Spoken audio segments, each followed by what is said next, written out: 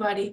I just finished my conversation with Candace van Dell, and we spoke about the topics that our highly sensitive male clients are exploring during sessions, and also what women can do to support our highly sensitive men and our highly sensitive sons in the world. So I'm going to read Candace's bio aloud, because there's so much goodness in there, and then it's easier to read it aloud for you. So Candace van Dell is a new thought leader. She's an author and a speaker, a former international model for more than 20 years, and an amazing actress. You can just Google her, you will see all the amazing acting work that she did. She is certified in spiritual psychology, Reiki, yoga, holistic nutrition, health and wellness. Candace was born with heightened intuition and emotional sensitivity, which makes her able to tune into the subconscious patterns and personal paradigms of her clients. She specializes in highly sensitive people and holds a space for deeper wisdom and understanding of your inner child and inner guidance, which she calls the wise guide inside. Candace has a very successful YouTube channel where she shares her channeled wisdom and insights on a variety of subjects. She also offers online courses around emotional wounds, toxic relationships, shadow work, integration, and she teaches people how to give themselves permission to heal and live an authentic life. Candace also has a monthly membership program for highly sensitive people around the world called the Truth Room Tribe. Amazing name, right? And offers one-on-one coaching also online. And she does live and recorded speaking engagement throughout the year. You can check out her current course, which is Emotional Rehab. That's healing for highly sensitive people and toxic relationship dynamics. And look on her website. It's www.candacevandell.com.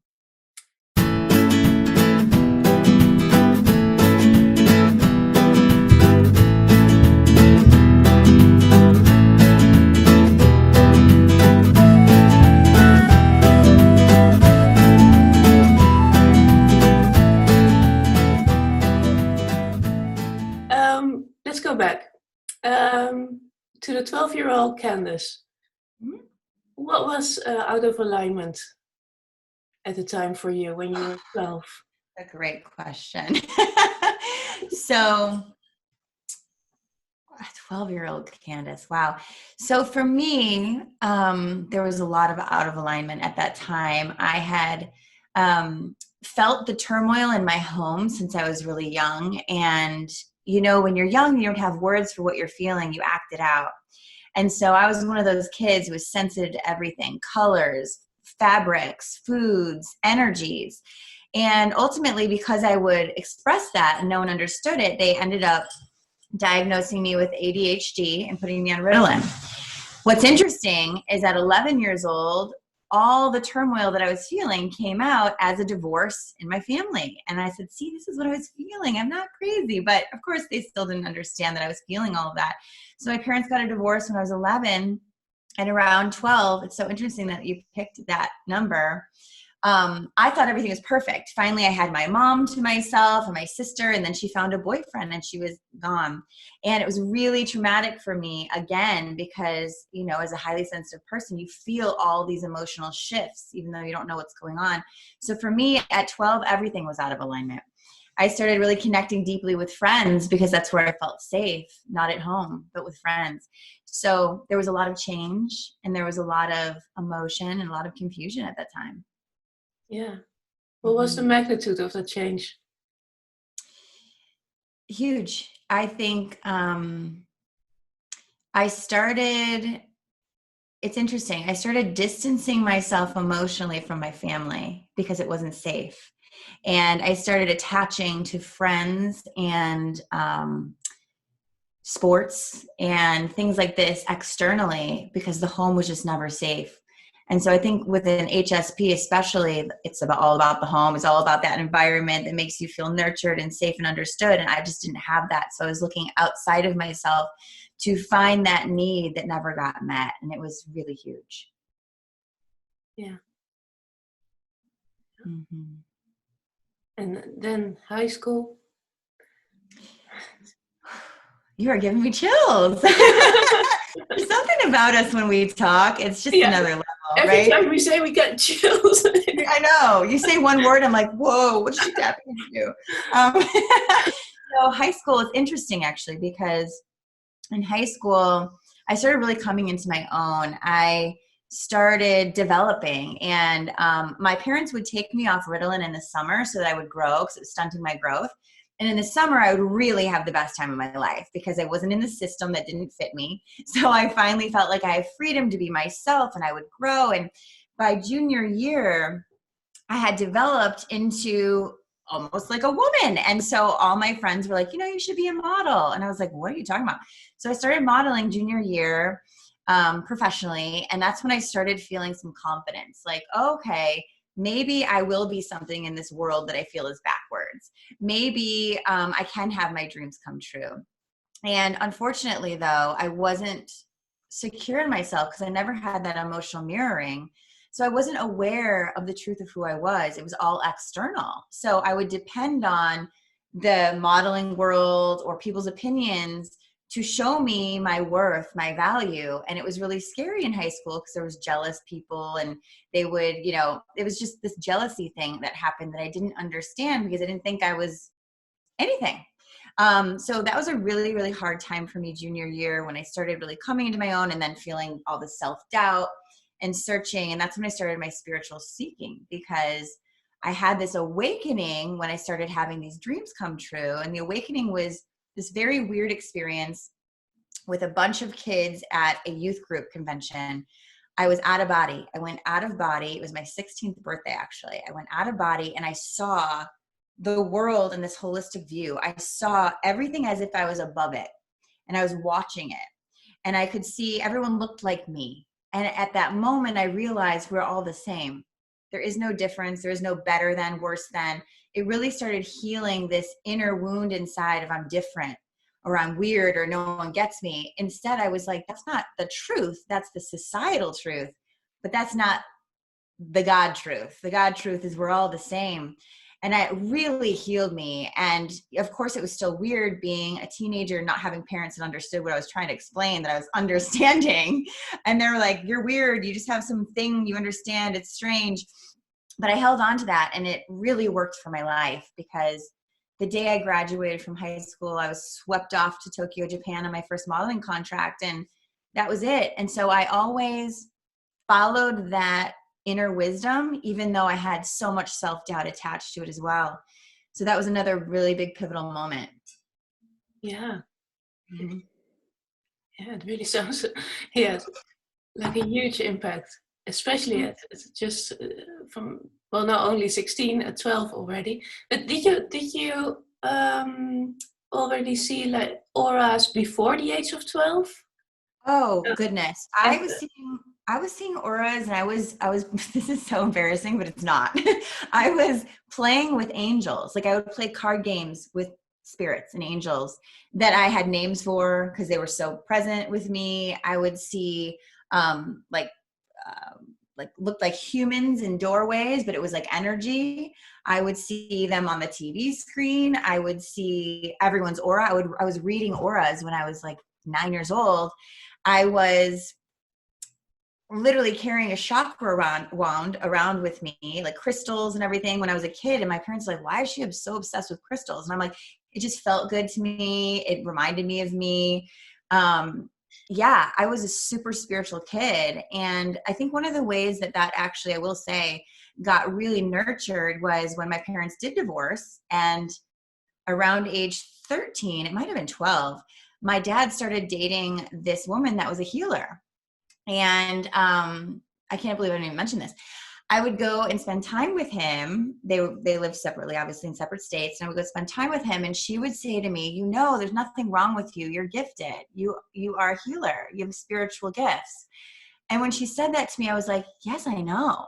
And she would take me to the spiritual stuff, conventions and stuff. And I was just like, this is who I am. Holy cow.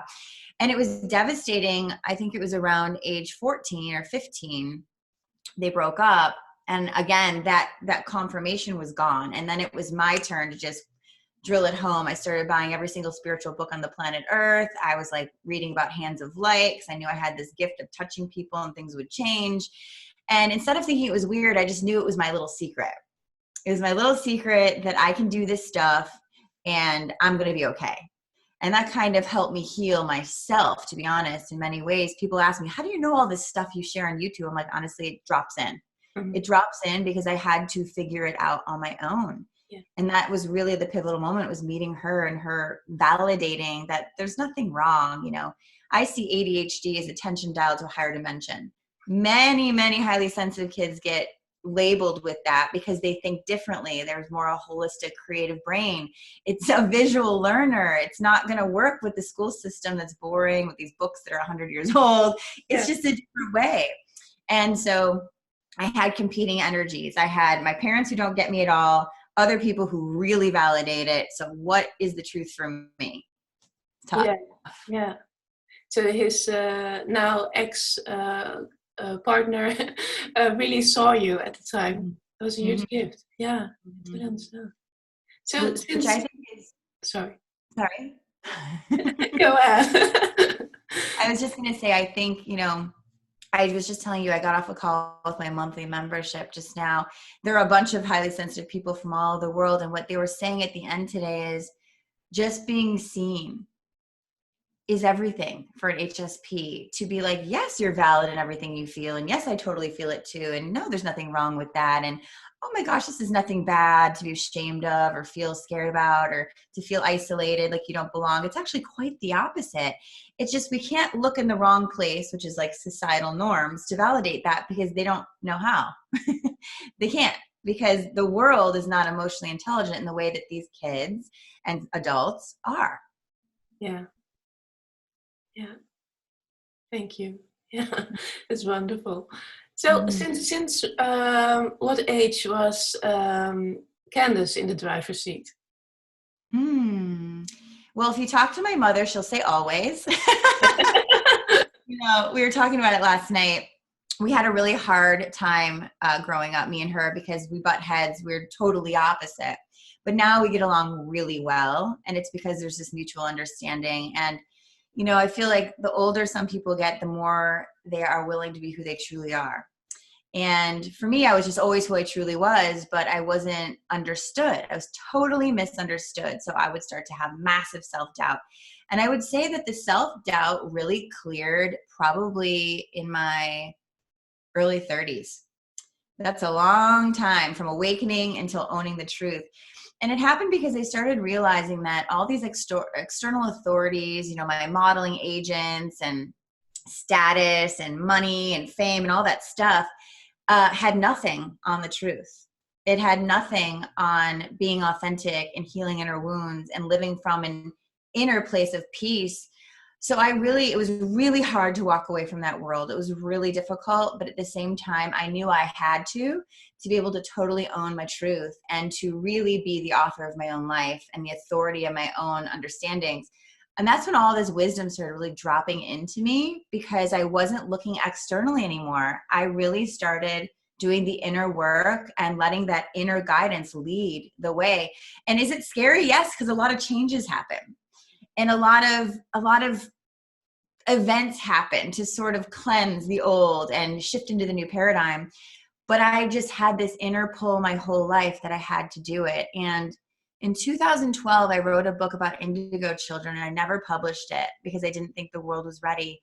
But now I'm going to, because I feel as though I don't care if the world doesn't get it. The ones who need to get it will.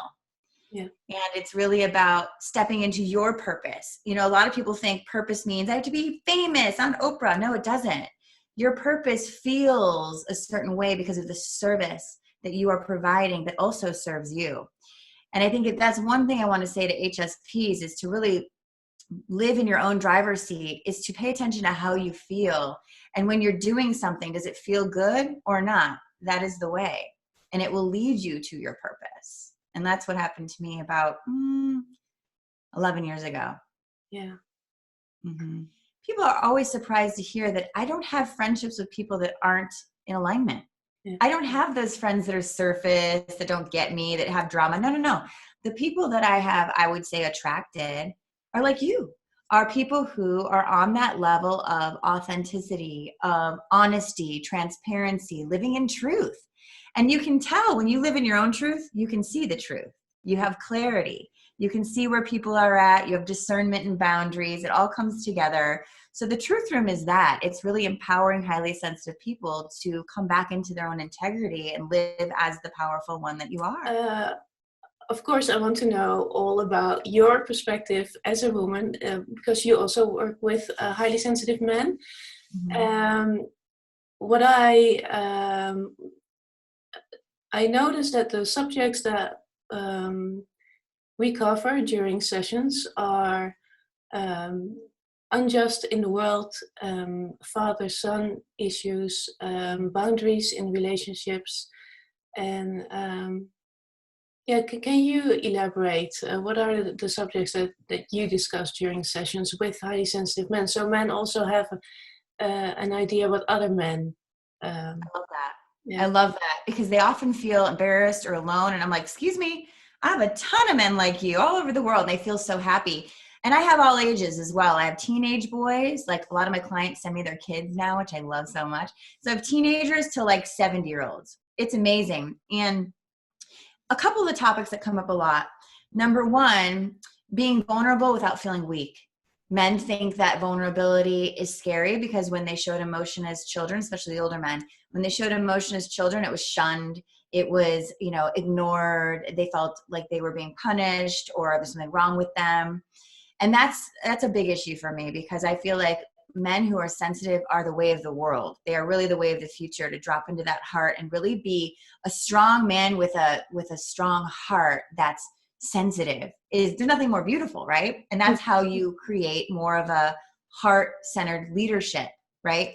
The other issue I see a lot is power struggles with men and their fathers, or enmeshment with men and their mothers, right? So they're afraid of that sensitivity. They've become like this shell, this armor.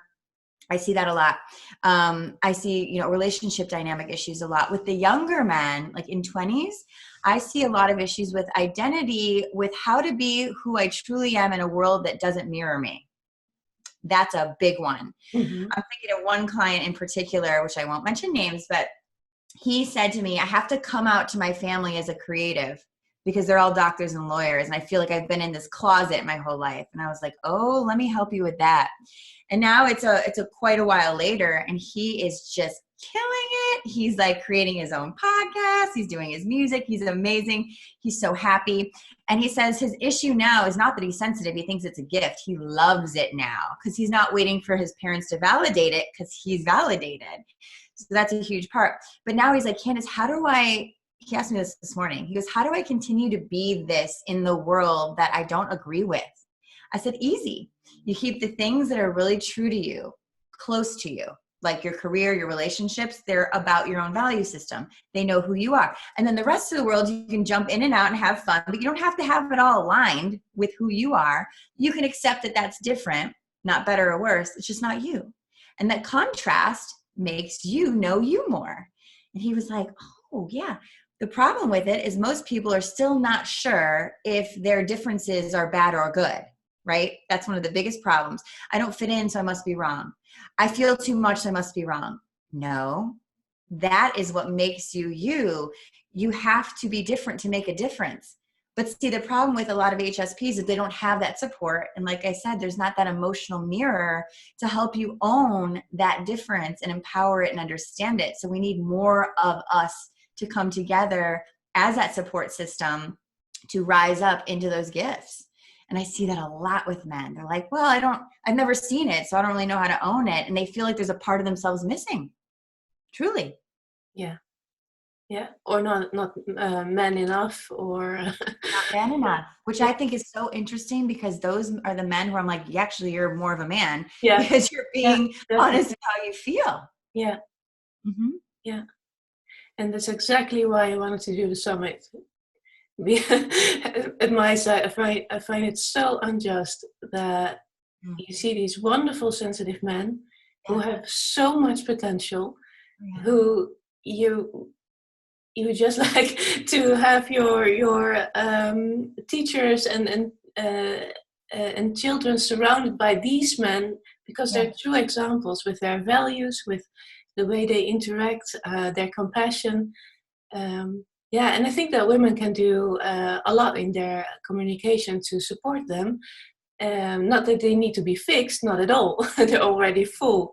But what is your perspective on what can women do to help and support I actually love sensitive this men? question. Yeah.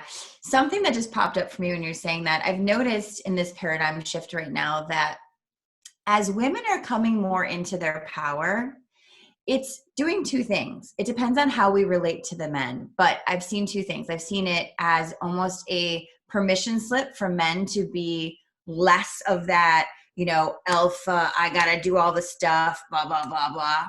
And it's allowing them to be more soft because the woman can be more of that role of I can take care of things too. It's like it's becoming more balanced with the masculine and feminine. So women can step up into their power more, which allows men to step into their heart more. I really love that I'm seeing in couples that I coach. The other thing is I noticed that women who encourage emotional communication without making it scary or without being defensive, taking responsibility for what we feel and not making it our man's fault that we feel this way. I coached a couple yesterday. It was so enlightening. I've been coaching the woman for years. She wanted to bring her husband to me. I didn't know what to expect, but I had a really good feeling. And she's highly sensitive. He's not. And what was so beautiful about it is the only thing that was missing. So she is very highly sensitive and she will tell him about it. Now, what he would do, and I see this a lot, is he would take over responsibility to need to fix it, to make it different, so that she feels okay, so that he feels like a man. And she's like, all I want you to do is validate that it's okay that I feel this way, and you feel me, you heal me, and you create space. So what I was teaching him is, oh no, I understand. You're not wrong for wanting to fix it because you love her so much. But that's so much pressure. Why don't you just hold an open space for whatever is not right or wrong and doesn't need to be different? And what that was doing for him, we did a little exercise, is it made him feel like he doesn't need to feel any different than he feels either. Because we always treat the other the way we treat ourselves. He's constantly needing himself to be perfect and feel, and I'm like, no. You need to start being okay with not being okay. And that kind of like opened this floodgate. He was like, it's okay to not feel okay. It means I'm not doing something wrong. See, men are taught negative emotion does not exist. And if it does, it's either anger or something harsh.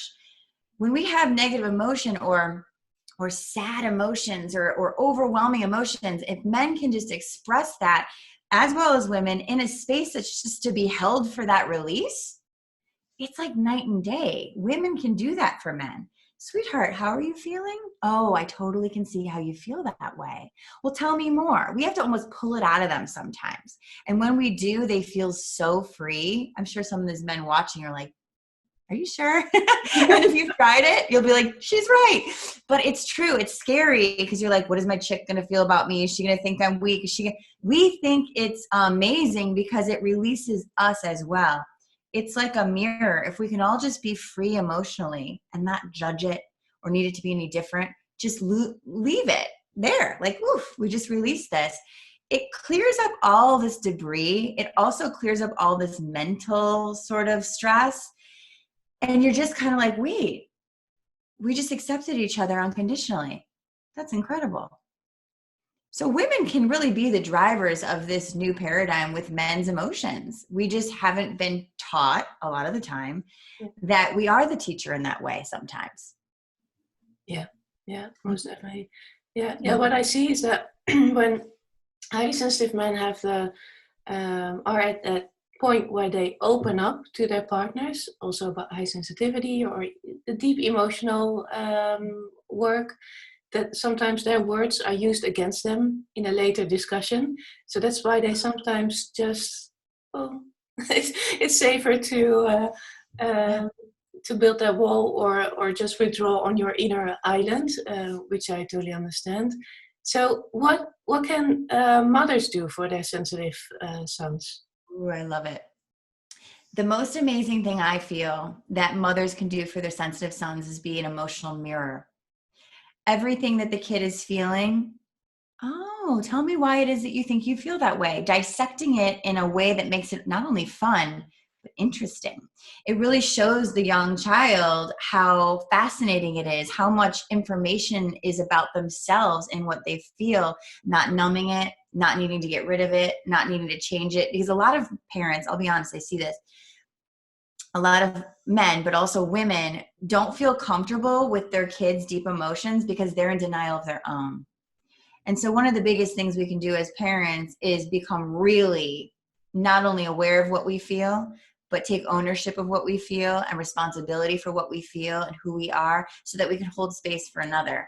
We can't hold a accurate mirror for someone emotionally if we're not being totally true to our own emotion. So as a mother, it's really important to be totally real about how you feel so that when your son comes to you with something that might be next level, you can hold space like we were talking about earlier and just be inquisitive, not take it like, oh, mommy did something wrong so you feel that way. No, it's never take it personal. Because when we take our kids' emotions personal, then we can't be there for them in an open way, but we're projecting or we're blocking. And we just need to be free and say, he can feel whatever he needs to feel and it has nothing to do with me, but I can do something to facilitate this and help. The infinite source, the universal source, what is it for you? That's what I thought you meant. For me, oh gosh, how do I put this into a few words? I feel since I started doing this work in the world, this service work, that not only heals others, but heals me too, right? Anytime we're doing service, it has to be mutually enlightening or it's not the right thing. And ever since I've been doing that, I've felt this incredible fulfillment every single day for the last decade. When I wake up, no matter what I'm going through in life, of course, there's really hard things going on all the time. It's the world. But my inner world feels really deeply connected to my deeper purpose. And for me, I call that source, universe, God, whatever you want to call it. I feel this authentic thread connecting me to something higher, and I feel on purpose every day. And for me, I believe that that is a source of everything, is walking in this path of purpose that it almost makes me want to cry. I'm getting emotional because it feels like truth to me. It feels like, yeah, I can't help it. It's such a beautiful feeling. It feels like this is why I was born. Yeah. It feels like this is why I went through the pain, why I went through the lessons. And wow, I'm not even going to apologize for it because it just comes Please through don't. me. No, it's It's a deep sense kind of of joy. alignment. Yeah. Yeah. Total alignment. It feels like a deep sense of joy that I do the work that I do so that everyone that I touch can at least have a glimpse of that. Because I feel like, especially HSPs, they're searching for their purpose so hardcore. Why am I like this? Why am I in this world that's not like me? And what I want to say bigger and louder than anything is, you are here to be the change, not to fit into the old system, but to be the change in the new. And you need support to do that. You need other people like us who understand you, who understand how to do it in almost in contrast to what you're taught, which is really upsetting to a lot of people. A lot of people come to me and say, why did I have to go through all this pain of thinking there's something wrong with me and everything's my fault, da, da, da. And I say, because now you have to understand that it's not.